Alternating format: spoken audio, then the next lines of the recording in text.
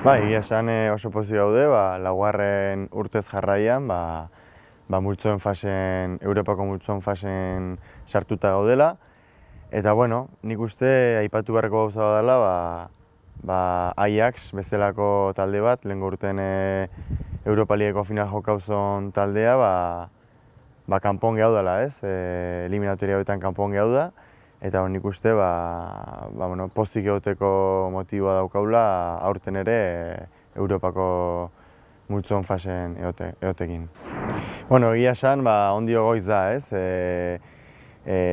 Taldei buruz zerbait sakona jakiteko, baina teorian ligari garrantzitsuena Alemaniakoa da, eta bertan Hertha Berlineko taldea.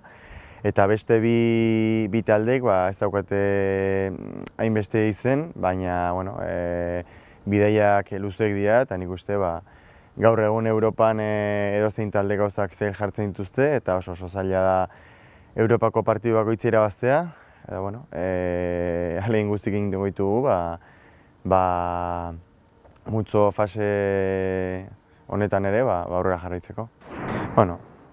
Nahi, azkenen hemendik gutxira jakingo da, ez, lehenengo San Mamesen edo kan jokatzen deun, eta egia esan, nahi San Mamesen hastea gustatuko litzaidake. Sí, para nosotros es importantísimo y la verdad que una alegría inmensa, ¿no? Estar por cuarto año consecutivo en esa fase de grupos. Equipos como el Fenerbahce o el finalista el año pasado, el Ajax, se han quedado fuera en estas eliminatorias y creo que es una cosa de valorar y de estar muy orgulloso. Todavía es pronto, ¿no? para tener gran información sobre los tres equipos, pero en principio pues el Hertha Berlín es el que juega en la liga más importante, que es en la alemana, pero los otros dos rivales también, pues con el viaje incluido, que son viajes largos, van a ser rivales muy difíciles, porque sabemos que en Europa League cualquier rival que toque pues es complicadísimo de ganar.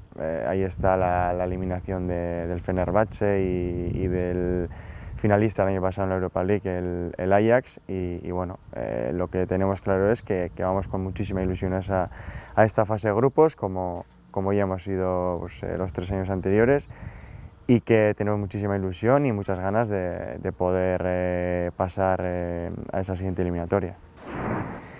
A mí personalmente pues preferiría empezar en San Mamés, ¿no? Con nuestra gente, y también eso querría decir que terminaríamos la fase de grupos en nuestra casa, en San Mamés, así que sí, preferiría.